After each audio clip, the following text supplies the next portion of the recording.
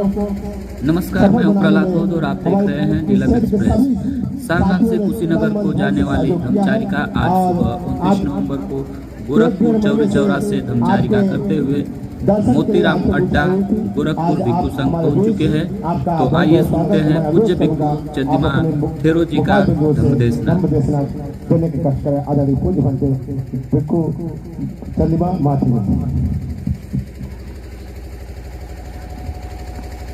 धन्यवाद संचालक महोदय। सर्वप्रथम तथागत बुद्ध को नमन,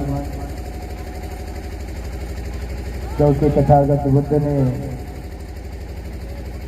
हम सभी को दुख मुक्ति का मार्ग दिया, जिस पर चलने का प्रयास जारी है। धर्मराजा सम्राट अशोक को नमन, क्योंकि धर्मराजा सम्राट अशोक ने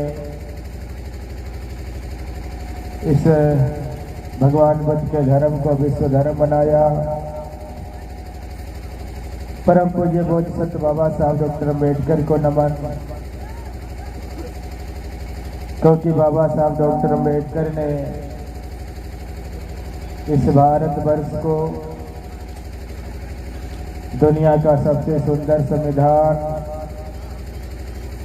और उससे भी बेहतर बौद्ध धर्म महान दिया। इसी प्रकार देश में जन्मे उन सभी संतों, गुरुओं, महापुरुषों को नमन, जिन्होंने देश में समता मूलक समाज की लड़ाई लड़ी और हम सभी को समानता के रास्ते पर खड़ा किया। इसी क्रम में इस धर्मचारिका के अवसर पर उपस्थित पूज्य भिक्षु संघ है, आप सभी उपासक उपासिकाएं, मैं देवरिया में पद यात्रा कर रहा था। एक ऊर्जावान साथी आए, हमारे साथ चलने लगे। थोड़ी देर चले होंगे, उनको बहुत पसीने आने लगे। मैंने उनसे पूछा कि आपको पसीना क्यों आ रहा है?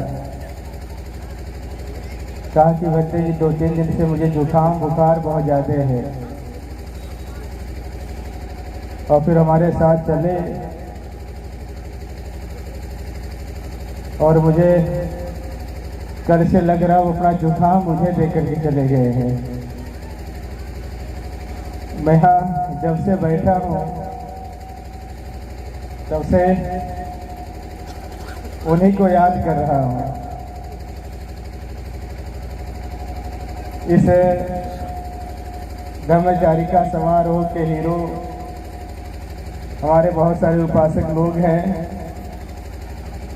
मैं आप सबको धन्यवाद तो दे ही रहा हूँ। मैं चाहता हूँ कि आप लोगों को, हमारे बच्चे लोग भी जान लें कि आप इस धर्मचारिका के न केवल हीरो हैं बल्कि सुख दुख के सहयोगी हैं। श्रद्धेय ब्रजेश पासवान जी, मैं चाहूँगा आप खड़े हो जाएं और बच्चे लोग सब लोग देख लें, आपको उपासक उपासिका भी देख लें। ब्रजेश जी का बहुत धन्यवाद। मैं चाहता हूँ कि विषम प्रसाद जी कहीं वो खड़े हो जाए और आपको भी लोग देखें, आपको भी धन्यवाद ज्ञापित करें। मैं चाहता हूँ लाल बहादुर जी हैं, रेडियो साहब संचालन कर रहे हैं। मैंने कल भी कहा था, कल भी संचालन कर रहे थे, मैंने कल भी कहा था यदि संचालन चाह ले तो किसी भी कार्यक्रम को खराब करिए। यदि संचालक चाह ले तो किसी भी कार्यक्रम को बेहतर कर दे। तो निसंदेह कार्यक्रम बहुत बेहतर चल रहा है। आपकी भूमिका को धन्यवाद। देखिए भीषम जी आ गए, भीषम जी का धन्यवाद। हमारे बीच में वीरेंद्र पासवान जी हैं, मैं चाहूँगा पासवान जी खड़े हो जाए। जब मैं मोतीराम अड्डा की तरफ आ रहा था, जब मैं मोतीराम अड्डा में प्रवेश करने वाला ही था। मेरी नज़रें आसमान की तरफ गई, मैंने देखा बड़ा सा धर्मचारिका का होल्डिंग लगा हुआ है और उस तरह के होल्डिंग बहुत सारे दिखाई दिए हैं। तो निसंदेह उसके प्रचार प्रसार में बड़ी भूमिका है। आप जिला पंचायत सदस्य भी हैं। हमारे बीच में राजीव पासवान जी हैं, प्रधान जी हैं यहाँ के। मैं चाहता कि आप लोग खड़े हों और अपना परिचय करा दें। हमारे बीच में सूरजपाल गौर जी हैं। सूरजपाल जी को धन्यवाद। मैं चाहता हूँ कि आप भी, हाँ, बौद्ध विहार के व्यवस्थापक हैं, आप भी कहीं हो तो खड़े हो जाए। मैं चाहता हूँ कि राम प्रवेश जी हैं, राम प्रवेश जी खड़े हो जाए। हमारा गुप्त संघ आपको विजय के लिए आपने बड़ी परिश्रम किया है।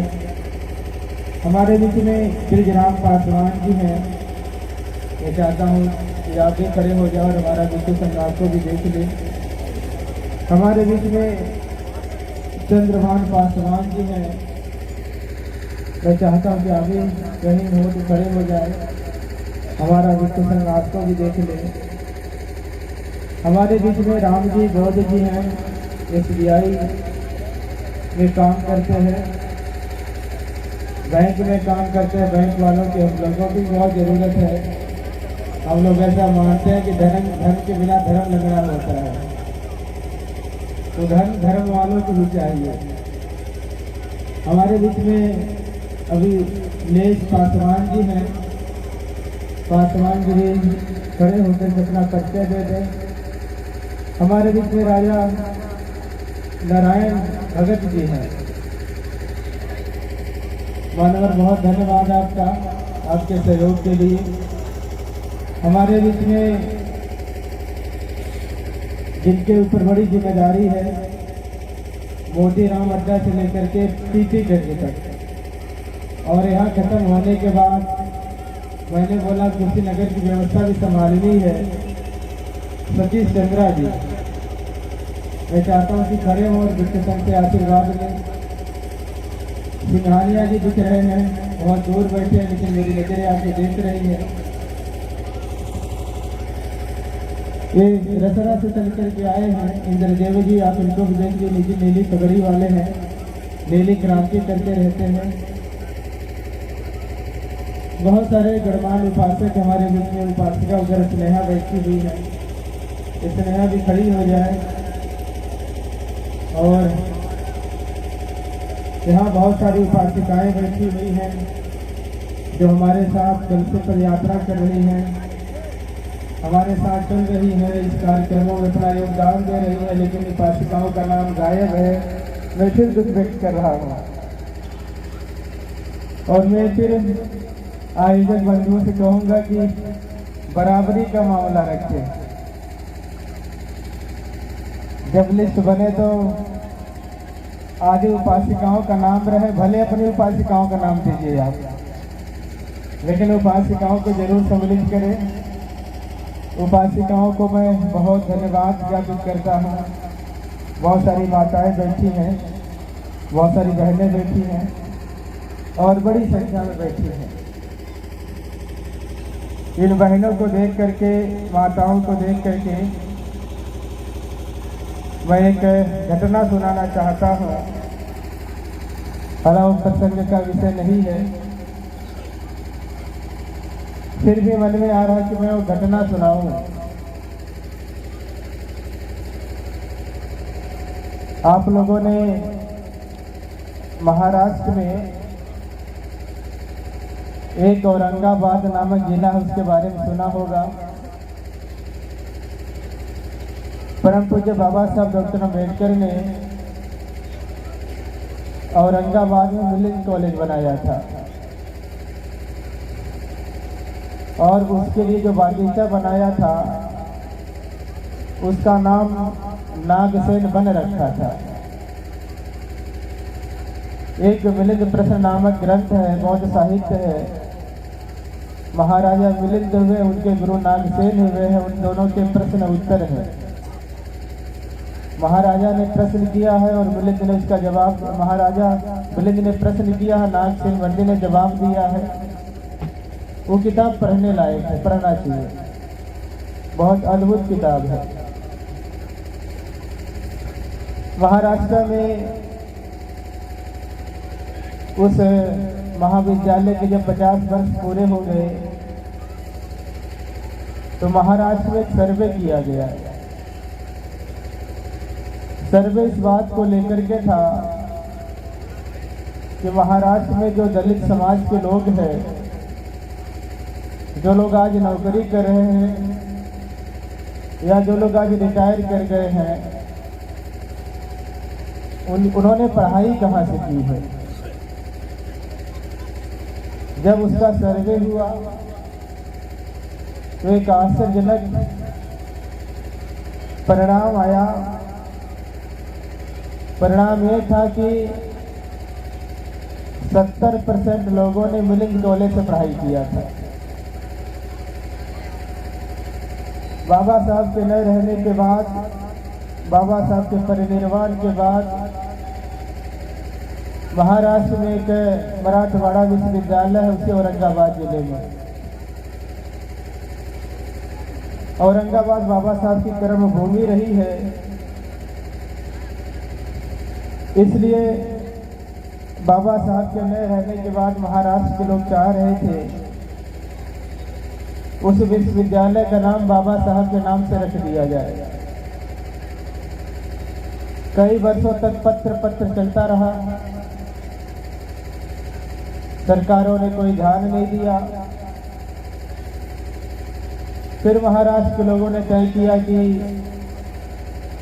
अब चिट्ठी पत्ती से काम नहीं चलेगा। वो लोगों ने कहा कि आंदोलन किया जाएगा। तो छोटे मोटे आंदोलन हुए, आंदोलनों से बात नहीं बनी और लगभग इस तरह से प्रयास करते करते 20 वर्ष बीत गए। 20 वर्ष के बाद महाराष्ट्र के लोग फिर एक जगह बैठे और उन्होंने राष्ट्रव्यापी आंदोलन करने की रणनीति बना ली।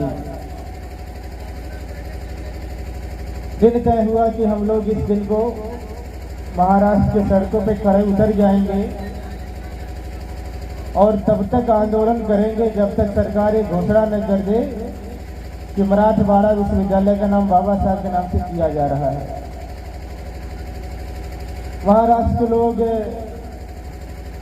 आंदोलन के लिए सड़कों पे आ गए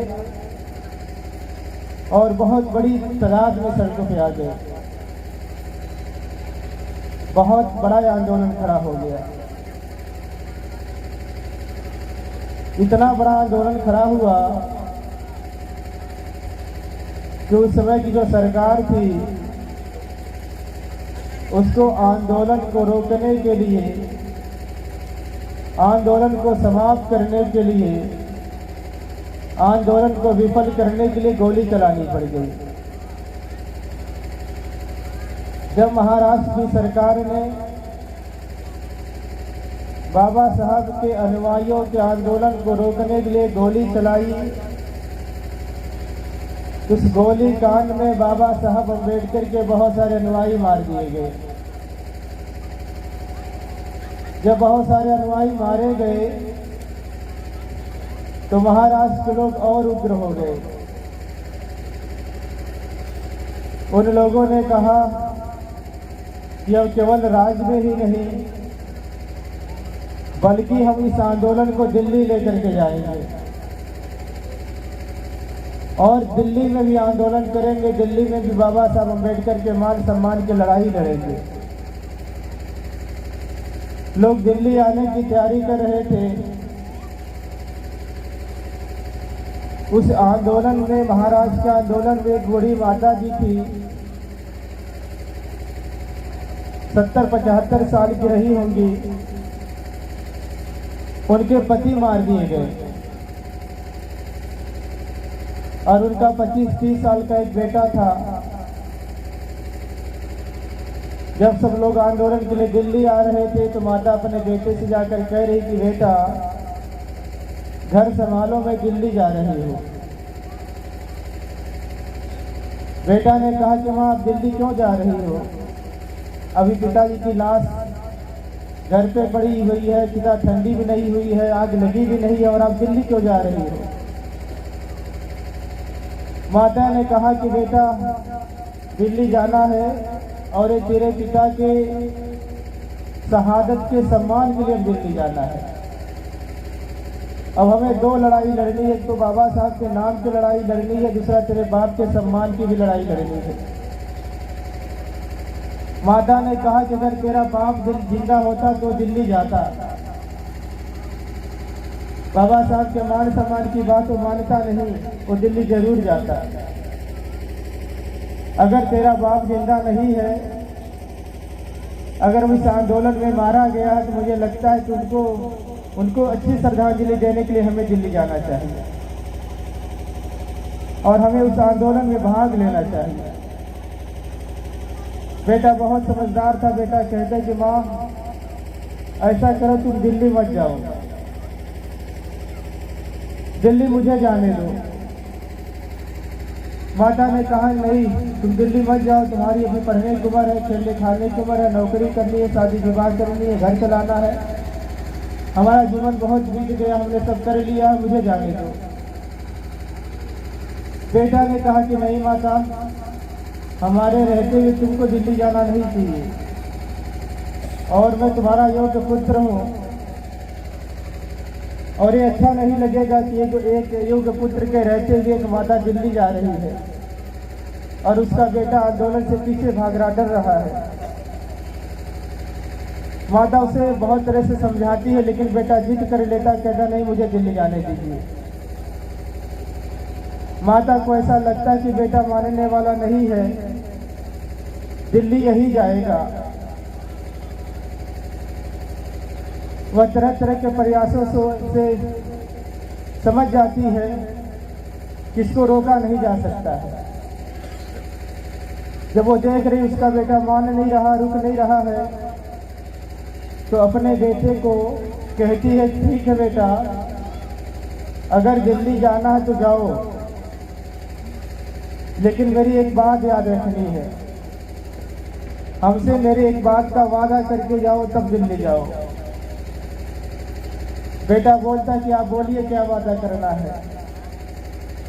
माता कहती है हो सकता है महाराष्ट्र सरकार की भांति दिल्ली की गूंगी बहरी सरकार भी बाबा साहब अम्बेडकर के अनुयायियों के आंदोलन को रोकने के लिए गोली चला दे। हो सकता है कि जब दिल्ली के सड़कों पर गोली चले तो वहाँ भी बाबा साहब अम्बेडकर के अनुयायी मारे जाए। जब दिल्ली की सरकार दिल्ली की सड़कों पर गोली चलाएगी तो तुम्हें एक बात याद रखना होगा। बेटा कहता बताओ माँ क्या याद रखना होगा। माता कहती कि याद रखना, जब दिल्ली की गूंगी बहरी सरकार भी बात न माने और बाबा साहब अम्बेडकर के अनुयायियों की गोली चला दे, और अगर उसमें से कोई एक गोली तुम्हारे सामने आए तो याद रखना उस गोली का सामना, उस गोली का जो चोट है तुम्हारे पीठ पे नहीं लगनी चाहिए, तुम्हारे सीने पे लगनी चाहिए। मैं कभी कभी ऐसा सोचता हूँ, डॉक्टर बाबा साहब अम्बेडकर के आंदोलन में, डॉक्टर बाबा साहब अम्बेडकर के मान सम्मान के लिए लड़ने वाली जब तक हमारी ऐसी माताएं रहेंगी तब तक हमारे आंदोलन को क्षति कैसे पहुंच सकती है।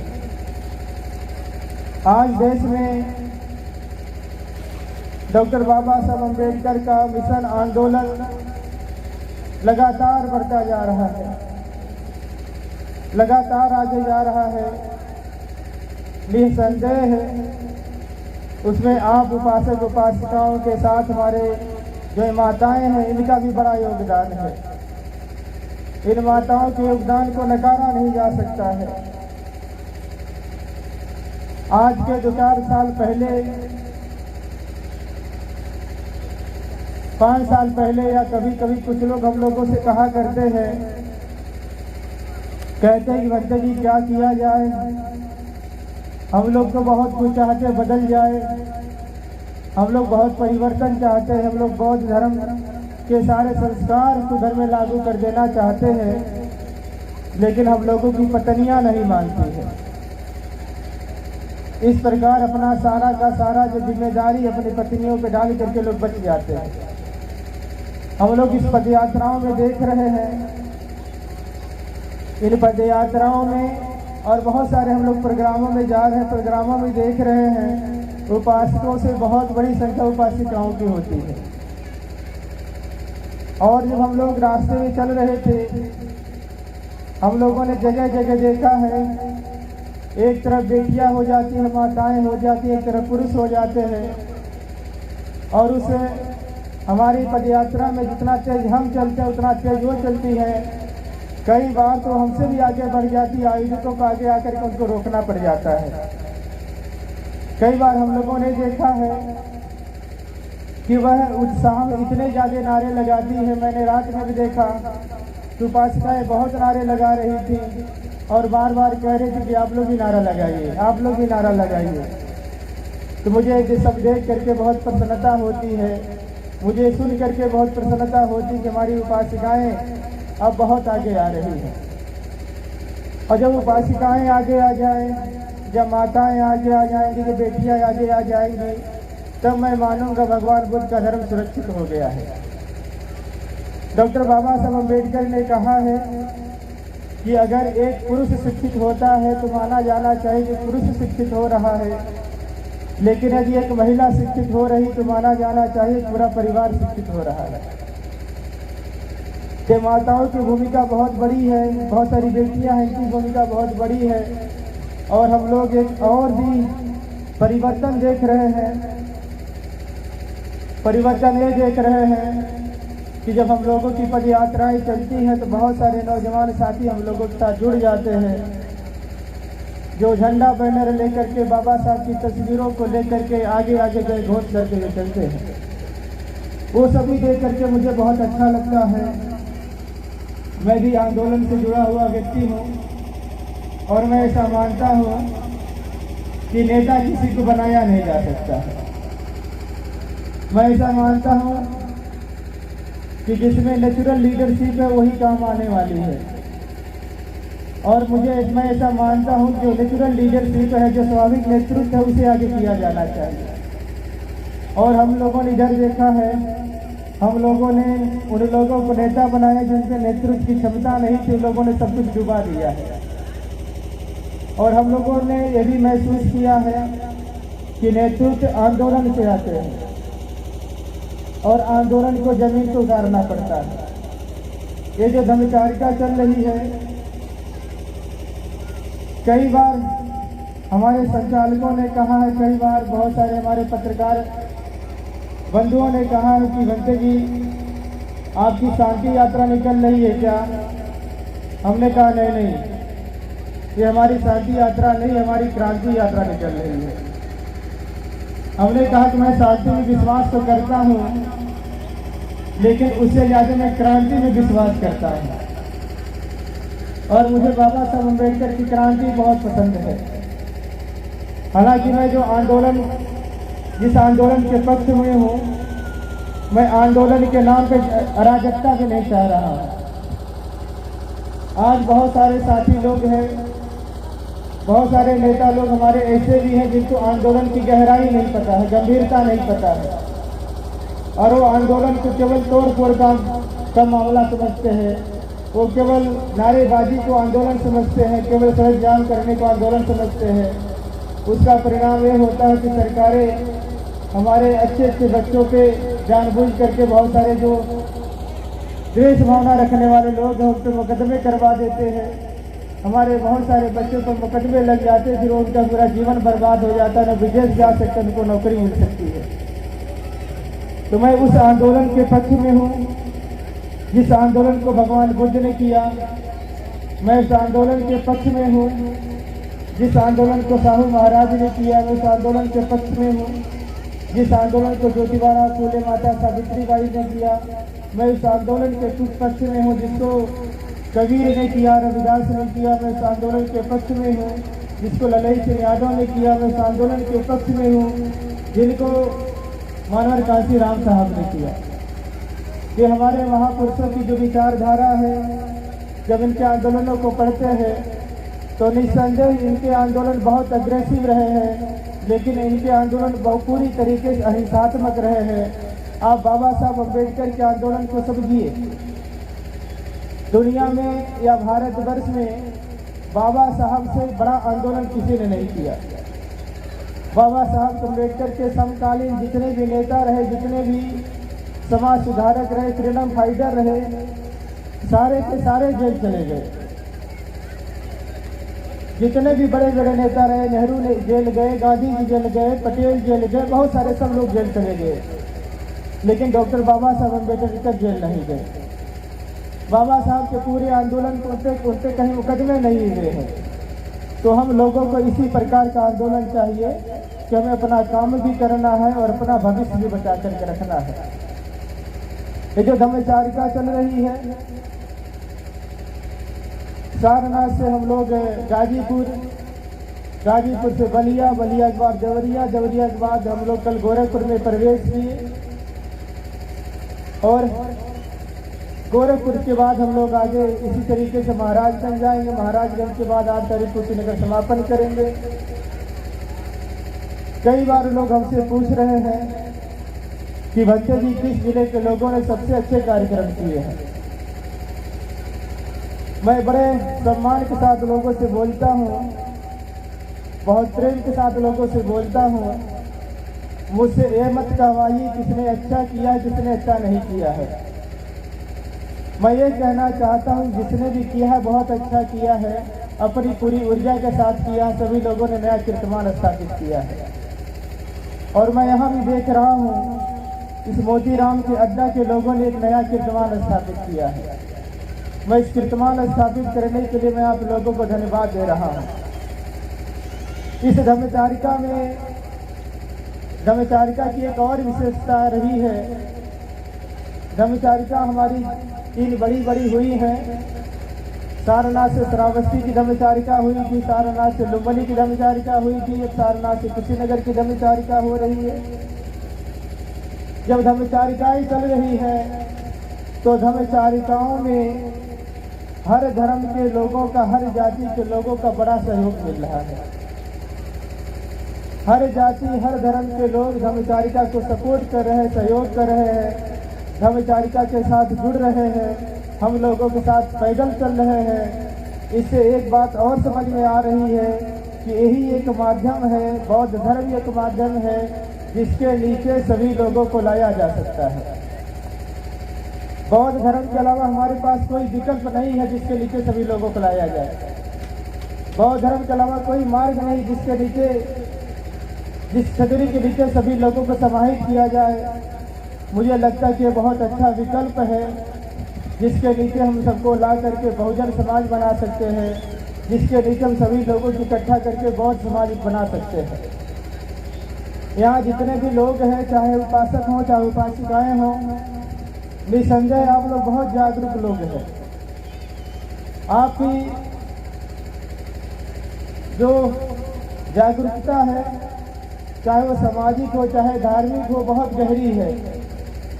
आप लोगों से मैं निवेदन करना चाहता हूँ, इस देश में 2 विचारधारा काम कर रही है। एक विचारधारा जातिवाद को बढ़ा रही है, एक विचारधारा सांप्रदायिकता को बढ़ा रही है, एक विचारधारा अंधविश्वास को बढ़ा रही है, और वहीं दूसरी विचारधारा समता मूलक समाज बना रही है। दूसरी विचारधारा जातिवाद को समाप्त करने में लगी हुई है। दूसरी विचारधारा अंधविश्वास का विरोध कर रही है। मैंने देखा कि हर जाति में अच्छे लोग भी हैं, हर जाति में बुरे लोग भी हैं। कोई ऐसी जाति नहीं जिस जाति में सब अच्छे लोग हों, कोई ऐसी जाति नहीं जिस जाति में सब बुरे लोग हों। मेरा आप लोगों से यही निवेदन है कि जिस तरह से धम्मचारिका में आप लोग विभिन्न जातियों के लोग मिलकर के इस धम्मचारिका का आयोजन कर रहे हैं, ये आपकी मैत्री बनी रहे। ये आपकी समझदारी बनी रहे, आपकी सोच बनी रहे। और जो विभिन्न जातियों के लोग हैं, शेड्यूल कास्ट की और जो जातियां हैं, उनके जो समझदार लोग हैं, उनको उनके साथ समन्वय बना करके इस विचारधारा को और आगे बढ़ाने की जरूरत है। इसी प्रकार पिछड़े समाज के जो समझदार लोग हैं, जो जातिवादी लोग नहीं हैं, उनसे संपर्क करके उनका सहयोग लेकर के इस बौद्ध विचारधारा को और आगे बढ़ाने की जरूरत है। इसी प्रकार जो सामान्य जातियों के लोग हैं, सामान्य जातियों के जो जातिवादी सोच के लोग नहीं हैं, जो अच्छे लोग हैं, भले लोग हैं, उनके साथ भी बात करके, उनके साथ भी समन्वय बना करके इस बौद्ध धर्म के इस आंदोलन को और आगे बढ़ाने की जरूरत है। अगर हम सभी लोगों ने इस विचारधारा पे काम किया और 5-10 साल ही काम कर लिया, तो मैं आपको बहुत विश्वास के साथ कहता हूँ, डॉक्टर बाबा साहब अम्बेडकर के सपनों का भारत, बुद्धमय भारत हम 10 साल के अंदर ही बना लेंगे। हम लोगों ने अपनी इस यात्राओं में देखा है, हर जाति, हर धर्म के लोग जुड़ रहे हैं हम लोगों से। बस उनको कोई अच्छा संदेश देने वाला नहीं मिल रहा, उनको कोई नेतृत्व करने वाला नहीं मिल रहा, उनको कोई बताने वाला नहीं मिल रहा, उनको कोई समझाने वाला नहीं मिल रहा है। और मैं अपने जो वरिष्ठ उपासक लोग हैं, मैं उनसे भी एक निवेदन करना चाहता हूँ। भगवान बुद्ध ने एक उपदेश दिया हुआ है, हालांकि समय बहुत ज़्यादा हो गया है, 3 बजे हम लोगों की पदयात्रा करनी है। एक छोटा सा उपदेश बता के अपनी बात में समाप्त करूँगा। भगवान बुद्ध ने कहा है कि 2 प्रकार के ग्वाले होते हैं। ग्वाला जानते हैं ना, जो पशुओं को चराते हैं, जो पशुपालक होते हैं, उन्हें ग्वाला कहा गया है। कहा कि उसमें से कुछ समझदार होते हैं, कुछ कम समझदार होते हैं। तो कई बार पशुओं का एक झुंड होता है, उस पशुओं के झुंड में 4 तरह के जानवर होते हैं। जैसे गायों का झुंड है, जिसमें 4 तरह के पशु हैं। एक सांड होता है, सांड और बैल होते हैं। दूसरा गाय होती है। तीसरा एक ऐसे जो बच्चिया कहा जाता है। और चौथा उसका एक बच्चा होता है जो भी पैदा हुआ है। भगवान बुद्ध ने कहा कि जो समझदार ग्वाला है, जब उसको नदी के दूसरे तरफ ले जाना होता अपने पशुओं को, तो नदियों पे अपने पशुओं को, नदी में अपने पशुओं को एक ही साथ नहीं कूदा देता है। भगवान बुद्ध ने कहा कि समझदार ग्वाला नदी के किनारे किनारे थोड़े दूर चलता है, फिर देखता है कि पानी कहाँ कम, उसका बहाव कहाँ कम है, और फिर वह अपने पशुओं में जो सबसे मजबूत जानवर है उनको कुदाता, पहले सांडों को कुदा देता है। अगर सांड नदी पार कर जाता है तो गायों को कुदाता है, अगर गाय नदी पार कर जाती है तो बछड़ों को कुदाता है, अगर बछड़े नदी पार कर जाते हैं तो जो उसका नवजात शिशु होता है, बुद्ध कहते उसको कुदाता नहीं नदी में, उसको अपने गोद में लेकर के नदी पार कराता है। भगवान बुद्ध ने कहा कि जो कम समझदार ग्वाला होता है वो नदी के प्रमाण को नहीं समझता है, नदी के इधर उधर जाता आता भी नहीं है, वह अपने गायों को कहीं भी कुदा देता है, इससे उसके सारे पशु कहीं कहीं बह जाते हैं, कहीं न कहीं उनका नुकसान हो जाता है। भगवान बुद्ध ने कहा कि बहुत सारे ऐसे धर्मगुरु लोग हैं, वो अपने अनुयायियों की, उनके चित्त की अवस्था को नहीं समझते हैं, उनके मन की अवस्था को नहीं समझते हैं, उनके सामाजिक स्थिति को नहीं समझते हैं। वो कहीं भी उनको लगा देते हैं, कहते हैं काम करो तुम, बस यहीं से तुम्हारा कल्याण हो जाएगा। और उस धर्म गुरु के जो शिष्य लोग होते हैं अपने धर्म गुरु के मार्ग पर चल करके अपने पूरा जीवन बर्बाद कर देते हैं, उनको कहीं कुछ प्राप्त नहीं होता। भगवान बुद्ध ने कहा कि हम क्या करते हैं, हम अपने शिष्यों को, अपने उपासक उपासिकाओं को उनको समझाते हैं, सिखाते हैं और सिखा कर उनको बहुत मजबूत बनाते हैं। कहा कि इतना मजबूत बना देते हैं कि जो श्रोतापन होता है, सकृदागामी होता, अनागामी होता, अरहंत होता, 4 तरह के लोग हो जाते हैं हमारे यहाँ। जो अरहंत होता है सबसे मजबूत व्यक्ति होता है, मैं उसको सबसे पहले संसार के बाढ़ को पार कराता हूँ, फिर अनागामी को कराता हूँ, फिर श्रोतापन को कराता हूँ। बुद्ध कहते हैं कि जो अभी अभी बुद्ध शासन में आया है, मैं उसको नदी में कूदाता नहीं हूँ, मैं उसको अपनी गोदी में रख करके उसको मैं पार करवाता हूँ। कहीं कहीं हम लोग देखते हैं कि जो नए नए उपासक लोग आ रहे हैं, नए नए लोग जो बुद्ध धर्म से जुड़ रहे हैं, नई नई जो लोग रुचि रखने वाले लोग हैं बौद्ध धर्म में, जब वो हमारे पास आते हैं और निस्संदेह उनको हमारे बारे में, बौद्ध धर्म के बारे में, हमारी परंपराओं में कोई जानकारी उनके बारे में होती नहीं है, वो कुछ जानते नहीं हैं, तो हमारे बहुत सारे भक्ति लोग उनको डांटने लगते हैं। हमारे बहुत सारे उपासक लोग उनको डांट करके उनको समझाने लगते हैं। ये समझाने वाला, डांट कर समझाने वाला, बेइज्जत करने वाला परंपरा को मुझे लगता है त्याग देना चाहिए। बहुत करुणा और मैत्री के साथ जो नए लोग हैं उनको समझाने का काम करना चाहिए। मैं इन्हीं सब बातों के साथ, क्योंकि हम लोगों को अभी रानी डीहा तक पदयात्रा करनी है, रानी डीहा तक जाना है, मैं बहुत समय न लेकर के मैं अपनी बातों को विराम करना चाहता हूँ। विराम करने से पहले मैं आप लोगों से पुनः चाहता हूँ कि आप लोग भिक्षु संघ के साथ आप लोगों ने आते समय, हम लोगों का आते समय आप लोगों ने पदयात्रा किया था, और एक तरह का सहयोग, इस तरह का अवसर कभी कभी आता है जीवन में, कांध बार आता है, सदियों के बाद आता है। ये धम्मचारिका जाने के बाद पता नहीं कभी आपके बीच में इस तरह के धम्मचारिका हो कि न हो, कभी इस तरह के भिक्षु आपके बीच में आवे कि न आवे, ये कुछ कहा नहीं जा सकता है। मैं चाहता हूँ कि आप जो लोग यहाँ बैठे हुए हैं, आपके पास जितना भी समय हो, हम भिक्षुओं के साथ आप धम्मचारिका करें, हम भिक्षुओं के साथ आप चलें और साथ चलें। साथ चल करके हम लोग समता बढ़ाएं, साथ चल करके हम लोग मैत्री बढ़ाएं, साथ चल करके हम लोग बंधुत्व भाव बढ़ाएं। और मुझे लगता है कि आपको साथ चल करके प्रसन्नता हो रही होगी। मुझे लगता है कि आपको हमारे साथ चलने में ऊर्जा भी मिल रही होगी। मुझे ये भी लगता है कि आपको जब आप हमारे साथ पदयात्रा कर रहे हैं तो आपको ऐसा भी लग रहा होगा कि ये उत्सव जैसा माहौल है, तो हम लोग उसी प्रकार उत्सव मनाते हुए, एक दूसरे को ऊर्जा देते हुए हम लोग फिर यहाँ से पदयात्रा करेंगे। इन्हीं सब बातों के साथ मैं आयुक्त बंधुओं को धन्यवाद दूं। इसके पहले और एक बात मिस आई हुई है, अरविंद कुमार जी, अरविंद पासवान जी, गुड्डू जी का मैं बहुत धन्यवाद देता हूँ। राजकुमार आनंद जी का धन्यवाद देता हूँ, डॉक्टर संतोष जी का धन्यवाद देता हूँ, रवि निषाद जी का धन्यवाद देता हूँ, ज्योति भारती जी का धन्यवाद देता हूँ, आनंद कुमार जी का धन्यवाद देता हूँ, डॉक्टर विशाल सिंह जी का धन्यवाद देता हूँ, प्रोफेसर आर.डी. पटेल जी का धन्यवाद देता हूँ, डॉक्टर गगन जी भारती जी का धन्यवाद देता हूँ, ऋषि रमन जी का धन्यवाद देता हूँ, जय हिंद प्रधान जी का धन्यवाद, विनोद पासवान जी का धन्यवाद, चंद्रभान जी का धन्यवाद, रामदयाल जी का धन्यवाद, रामनारायण भारती जी का धन्यवाद, सुनील डीहा घाट जी का धन्यवाद, राकेश कुमार अध्यापक जी का धन्यवाद, विजय कुमार जी का धन्यवाद, रोशन कुमार जी का धन्यवाद। और यहाँ जितने भी उपासक लोग बैठे हैं जिनका मैंने नाम नहीं लिया हुआ है, बहुत सारे नौजवान साथी हैं, नौजवान बच्चे हैं जो हमारे साथ लगातार पैदल यात्रा कर रहे हैं, उन लोगों को भी मैं धन्यवाद देता हूँ जो हमारी उपासक उपासिकाएँ बैठी हैं, जिनका नाम जानबूझ करके गायब किया गया है या जिनका नाम जाना नहीं जा रहा है। मैं आप सबको धन्यवाद दे रहा हूँ। और इन्हीं सब बातों के साथ भगवान बुद्ध से मैं आप सभी लोगों के सुखी मंगल जीवन की कामना कर रहा हूँ। धन्यवाद, बहुत बहुत धन्यवाद है।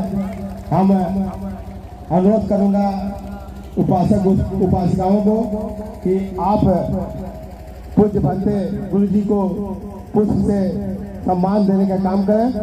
आप लोगों को कहा गया कि